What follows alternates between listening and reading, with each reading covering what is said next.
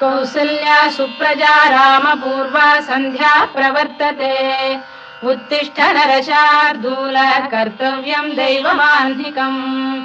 कौसल्या सुप्रजा रामपूर्वा सन्ध्या प्रवर्तते उत्तिष्ठ नरशार्दूल कर्तव्यम् दैवमाह्निकम् उत्तिष्ठोत्तिष्ठ गोविन्द उत्तिष्ठ गरुडध्वज उत्तिष्ठ कमलाकान्ता त्रैलोक्यम् मङ्गलम् कुरु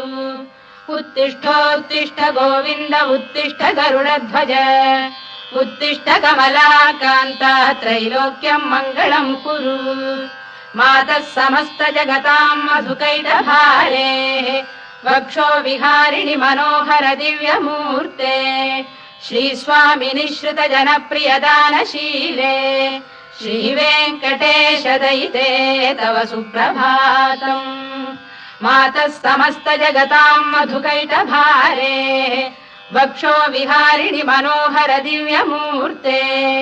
श्रीस्वामिनि श्रुत जनप्रियदानशीले श्रीवेङ्कटेश दयिते तव सुप्रभातम् तव सुप्रभातमरविन्दलोचने भवतु प्रसन्नमुखचन्द्रमण्डले विधिशङ्करेन्द्रवनिताभिरर्चिते वृषशैलनाथ दयिते दयानिधे अत्र्यादिसप्तऋषयः समुपास्य सन्ध्याम् आकाश सिन्धु कमलानि मनोहराणि आदाय पादयुगमर्चयितुम् प्रपन्नाः शेषाद्रिशेखर विभो तव सुप्रभातम् पञ्चाननाब्ज भव षण्मुखवासवाद्याः त्रैविक्रमादिचरितम् विबुधास्तु वन्ति भाषापतिः पठति वासरशुद्धिमारात् शेषाद्रिशेखर विभो तव सुप्रभातम् ईषत्प्रफुल्ल सरसीरुहनारिकेल पूगद्रुमादि सुमनोहर पालिकानाम् आवाति मन्दमनिलः सह दिव्यगन्धैः शेषाद्रिशेखर विभो तव सुप्रभातम् उन्मील्य नेत्रयुगमुत्तम पञ्जरस्थाः पात्रावशिष्ट कदली फलपायसानि भुक्त्वा सलीलमथकेलिशुकाः पठन्ति शेषाद्रिशेखर विभो तव सुप्रभातम् तन्त्री प्रकर्ष मधुरस्वनया विपञ्च गायत्यनन्दचरितम् तव नारदोऽपि भाषा समग्रमसहृत्करचार रम्यम् शेषाद्रिशेखर विभो तव सुप्रभातम् भृङ्गावळी च मकरन्दरसानुविद्ध झङ्कार गीत निनदैः सह सेवनाय गिर्यात्युपान्त सरसी कमलोदरेभ्यः शेषाद्रिशेखर विभो तव सुप्रभातम् योषा गणेन वरदध्नि विमथ्यमाने घोषालयेषु दधिमन्थन तीव्र घोषाः रोषात् कलिम् विदधते ककुभश्च कुम्भाः शेषाद्रिशेखर विभो तव सुप्रभातम् पद्मेश मित्र शतपत्र गतालिवर्गाः हर्तुम् श्रियम् कुवलयस्य निजाङ्गलक्ष्म्या भेरी निनादमिव बिभ्रति तीव्रनादम् शेषाद्रिशेखर विभो तव सुप्रभातम् श्रीमन्नभीष्टवरदाखिल लोकबन्धो श्री श्रीनिवास जगदेक दयैक सिन्धो श्रीदेवतागृह भुजान्तल दिव्यमूर्ते श्रीवेङ्कटाचलपते तव सुप्रभातम् श्रीमन्नभीष्टवरदाखिल लोकबन्धो श्री श्रीनिवास जगदेक दयैक सिन्धो श्रीदेवतागृह भुजान्तर दिव्यमूर्ते श्रीवेङ्कटाचलपते तव सुप्रभातम् श्रीस्वामि पुष्करिणिका प्लव निर्मलाङ्गाः श्रेयोर्थिनो हर विरिञ्च सनन्दनाद्याः द्वारे वसन्ति वरवेत्र हतोत्तमाङ्गाः श्रीवेङ्कटाचलपते तव सुप्रभातम् श्रीशेषशैल गरुडाचल वेङ्कटाद्रिनारायणाद्रिवृषभाद्रिविषाद्रिमुख्याम् आख्याम् त्वदीय वसतेरनिशम् वदन्ति श्रीवेङ्कटाचलपते तव सुप्रभातम् सेवापरा शिव सुरेश कृशानुधर्म रक्षोऽम्बुनाथ पवमान धनाधिनाथाः बद्धाञ्जलि प्रविलसन् निज शीर्षदेशाः श्रीवेङ्कटाचलपते तव सुप्रभातम्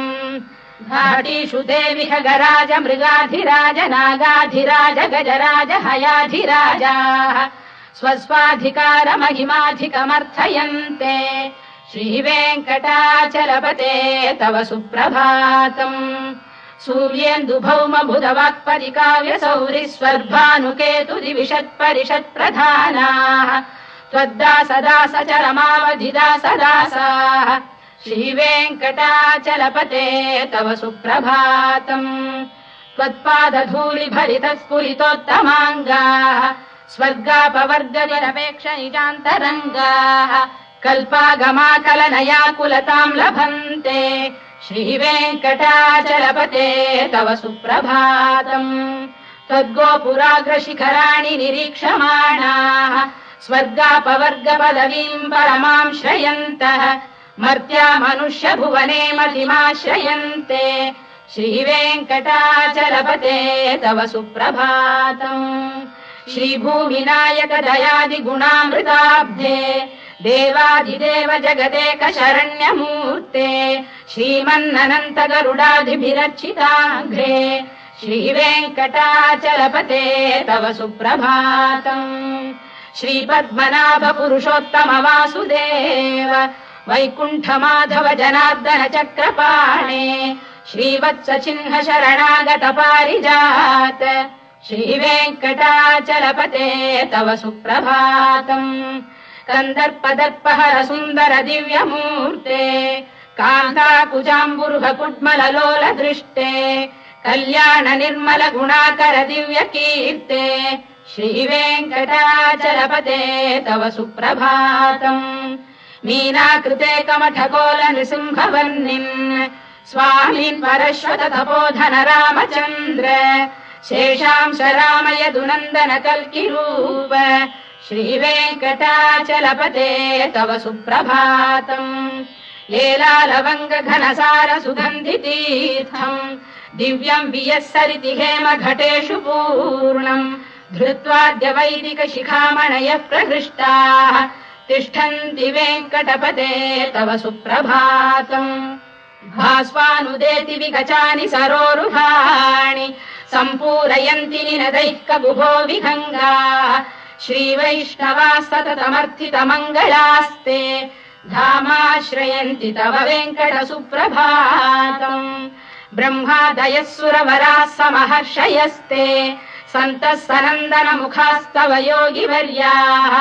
धामान्तिके तव हि मङ्गलवस्तु हस्ताः श्रीवेङ्कटाचलपते तव सुप्रभातम्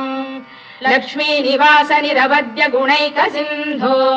संसार सागर समुत्तरणैकसेतो वेदान्त वेद्य निज वैभव भक्त भोग्य श्रीवेङ्कटाचलपते तव सुप्रभातम् लक्ष्मीनिवास निरवद्य गुणैक सिन्धो संसार सागर समुत्तरणैकसेतो वेदान्त वेद्य निज वैभव भक्त भोग्य श्रीवेङ्कटाचलपते तव सुप्रभातम् इत्थम् वृषाचलपतेरिह सुप्रभातम् ये मानवाः प्रतिदिनम् पठितुम् प्रवृत्ताः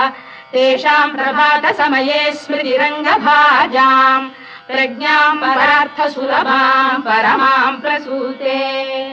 इत्थम् वृषाचलपतेरिह सुप्रभातम् ये मानवाः प्रतिदिनम् पठितुम् प्रवृत्ताः तेषाम् प्रभात समये स्मृतिरङ्गभाजाम् प्रज्ञाम् परार्थ सुलभाम् परमाम् प्रसूते कमलाकुच चूचुक कुङ्कुमतो नियतारुणितातुल नीलतनो कमलायतलोचन लोकपते विजयी भव वेङ्कटशैलपते कमलाकुच चूचुक कुङ्कुमतो नियतारुणितातुल नीलतनो कमलायतलोचन लोकपते विजयी भव वेङ्कटशैलपते चतुर्मुख षण्मुख पञ्चमुख प्रमुखाखिल दैवतमौलिमणे शरणागतवत्सलसारनिधे परिपालय मां वृषशैलपते अतिवेलतया तव दुर्विषहैरनुवेलकृतैरपराधशतैः भरितं त्वरितं वृषशैलपते परया कृपया परिपाहि हरे अधिवेङ्कटशैलमुदारमतेर्जनदाभिमताधिकदानरतात् परदेवतया गदितान्निगमै कमलादयितान्न परं कलये कलवेणुरवावशगोपवधूशरकोटिवृता स्मरकोटिसमात् प्रतिवल्लविकाभिमतात् सुखदात् वसुदेवसुतान्न परं कलये अभिरामगुणाकरदाशरथे जगदेकधनुर्धर धीरमते रघुनायक राम रमेश विभो वरदो भवदेव दया जलधे अवनीतनया कमनीयकरं रजनीकर चारुमुखाम्बुरुहम् रजनीचर राजतमो मिहिरं महनीयमहं रघुराममये सुमुखं सुहृदं सुलभं सुखदं स्वनुजं च सुखायममोघशरम् अपहाय रघुद्वहमन्यमहं न कथञ्चन कञ्चन जातु भजे विना वेङ्कटेशं ननाथो ननाथ सदा वेङ्कटेशं स्मरामि स्मरामि हरे वेङ्कटेश प्रसीद प्रसीद प्रियं वेङ्कटेश प्रयच्छ प्रयच्छ विना वेङ्कटेशं ननाथो ननाथः सदा वेङ्कटेशं स्मरामि स्मरामि हरे वेङ्कटेश प्रसीद प्रसीद प्रियं वेङ्कटेश प्रयच्छ प्रयच्छ अहं दूरतस्ते पदाम्भोजयुग्म प्रणामेच्छयागत्य सेवां करोमि सकृत्सेवया नित्यसेवा फलं त्वं प्रयच्छ प्रयच्छ प्रभो वेङ्कटेश अज्ञानिना मया दोषानशेषान् विहितान् हरे क्षमस्वत्वं क्षमस्वत्वं शेषशैलशिखामणे अज्ञानिना मया दोषानशेषान् विहितान् हरे क्षमस्वत्वं क्षमस्वत्वं शेषशैलशिखामणे ईशानां जगतोऽस्य वेङ्कटपतेर्विष्णोः परां प्रेयसीम् तद्वक्षस्थलनित्यवासरसिकां तत्क्षान्तिसंवर्धिनीम् पद्मालङ्कृतपाणिपल्लवयुगां पद्मासनस्थां श्रियम् वात्सल्यादिगुणोज्ज्वलां भगवतीं वन्दे जगन्मातरम्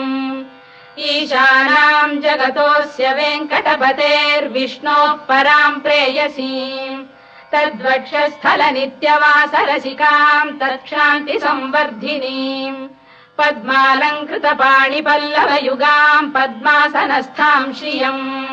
वात्सल्यादिगुणोज्ज्वलां भगवतीं वन्दे जगन्मातरम् श्रीमन्कृपाजलनिधे कृत सर्वलोक सर्वज्ञ शक्तनत वत्सल सर्वशेषिन् स्वामिन् सुशील सुलभाश्रित पारिजात श्रीवेङ्कटेश चरणौ शरणं प्रपद्ये श्रीमन्कृपाजलनिधे कृत सर्वलोक सर्वज्ञ शक्तनत वत्सल सर्वशेषिन् स्वामिन् सुशील सुलभाश्रित पारिजात श्रीवेङ्कटेश चरणौ शरणं प्रपद्ये आनूपुरार्पित सुजात सुगन्धि पुष्प सौरभ्य सौरभकरौ समसन्निवेशौ सौम्यौ सदानुभवनेऽपि नवानुभाव्यौ श्रीवेङ्कटेश चरणौ शरणं प्रपद्ये सद्यो विकासि समुदित्व रसान्द्र राग सौरभ्य निर्भर सरोरुह साम्यवार्ताम् सम्यक्षु साहस पदेषु विलेखयन्तौ श्रीवेङ्कटेश चरणौ शरणं प्रपद्ये रेखामयध्वज सुधाकलशातपद्रवज्राङ्कुशाम्बुरुह कल्पक शङ्ख चक्रैः भव्यैरलङ्कृत तलौ परतत्त्वचिह्नैः श्रीवेङ्कटेश चरणौ शरणं प्रपद्ये ताम्रोदरद्युति पराजित पद्मरागौ बाह्यैर्महोभिरभिभूत महेन्द्र नीलौ उद्यन्नखांशु बिरुदस्त शशाङ्क भासौ श्रीवेङ्कटेश चरणौ शरणं प्रपद्ये सप्रेम भीति कमलाकर पल्लवाभ्याम् संवाहनेऽपि सपदिक्लममादधानौ कान्थाववाङ्मनस गोचरसौ कुमार्यौ श्रीवेङ्कटेश चरणौ शरणम् प्रपद्ये लक्ष्मी महीतदनुरूप निजानुभाव नीलादि दिव्य महिषीकर पल्लवानाम् आरुण्य संक्रमणतः किल सान्द्र रागौ श्रीवेङ्कटेश चरणौ शरणम् प्रपद्ये निर्ज्ञानमद्भि शिवादि किरीटकोटि प्रत्युक्त दीप्त नवरत्न महप्ररोहैः नीराजना विधिमुदारमुपादधानौ श्रीवेङ्कटेश चरणौ शरणम् प्रपद्ये विष्णौ पदे परम इत्युदित प्रशंसौ यौ मध्व उत्स इति भोग्यतयाप्युपातौ भूयस्ततेति तव पाणितल प्रतिष्ठौ श्रीवेङ्कटेश चरणौ शरणम् प्रपद्ये पार्थाय तत्सदृश सारथिना त्वयैव यौ दर्शितौ स्वचरणौ शरणम् व्रजेति भूयोऽपि मह्यमिघतौ करदर्शितौ ते श्रीवेङ्कटेश चरणौ शरणम् प्रपद्ये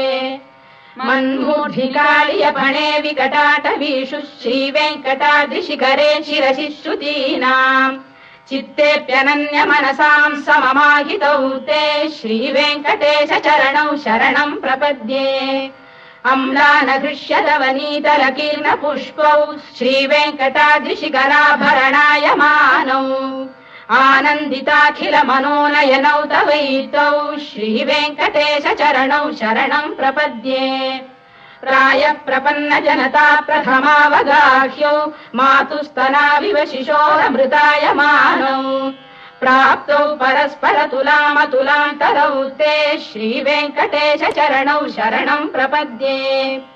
सत्त्वोत्तरैः सतत सेव्य पदाम्बुजेन संसारतारकदयार्द्रदृगञ्चलेन सौम्योपयन्तृ मुनिना मम दर्शितौ ते श्रीवेङ्कटेश चरणौ शरणम् प्रपद्ये सत्त्वोत्तरैः सतत सेव्य पदाम्बुजेन संसारतारकदयार्द्रदृगञ्चलेन सौम्योपयन्तृ मुनिना मम दर्शितौ ते श्रीवेङ्कटेश चरणौ शरणम् प्रपद्ये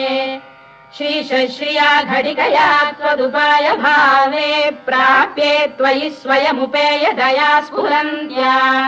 नित्याश्रिताय निरवद्य गुणाय तुभ्यम् स्याम् किङ्करो वृषगिरीश न जातु मह्यम् श्रीशश्रिया घटिकया त्वदुपाय भावे प्राप्ये त्वयि स्वयमुपेय दया स्फुरन्त्या नित्याश्रिताय निरवद्य गुणाय तुभ्यम् स्याम् किङ्करो वृषगिरीश न जातु मह्यम् श्रियकान्ताय कल्याण निधये निधयेऽर्थिनाम् श्रीवेङ्कटनिवासाय श्रीनिवासाय मङ्गलम् श्रियकान्ताय कल्याण निधये निधयेऽर्थिनाम् श्रीवेङ्कटनिवासाय श्रीनिवासाय मङ्गलम् लक्ष्मी सविभ्रमालोक सुभ्रू विभ्रम चक्षुषे चक्षुषे सर्वलोकानाम् वेङ्कटेशाय मङ्गलम्